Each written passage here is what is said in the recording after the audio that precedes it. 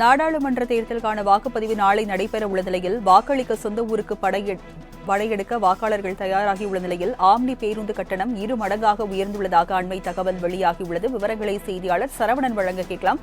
Saravanan, omni பேருந்து கட்டணம் 2 மடங்காக உயர்ந்துள்ளதாக ஒரு தகவல் வெளியாகியிருக்கிறது. விவரங்கள் என்ன? வணக்கம் ராஜலட்சுமி.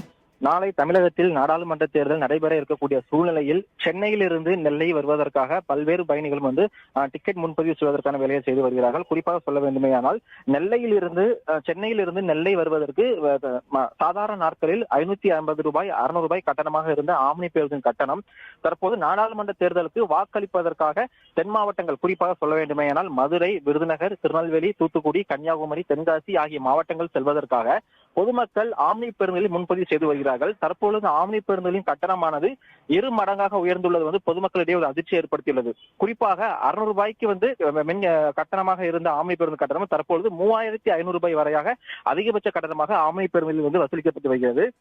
ஆம்னி பேருந்தில் குறைந்தபட்ச கட்டணமாக ரூபாய் 1700 வரை வசூலிக்கப்படுகிறது.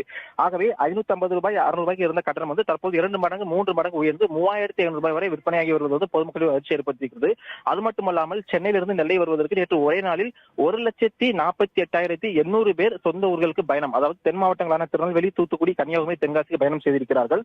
அது மட்டுமல்லாமல் பொதுமக்கள் சொந்த ஊர்களுக்கு செல்ல ஏதுவாக சென்னையிலிருந்து நேற்று ஒரே நாளில் 2899 அரசு பேருந்து வைக்கப்பட்டு வருகின்றன.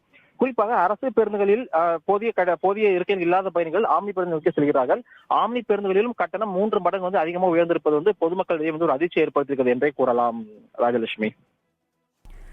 ஆம்னி பேருந்து கட்டணம் 2 மடங்காக உயர்ந்துள்ளதால் பயணிகள் அவதியடைந்துள்ளனர். விவரங்களை வழங்கியதற்கு நன்றி சரவணன்.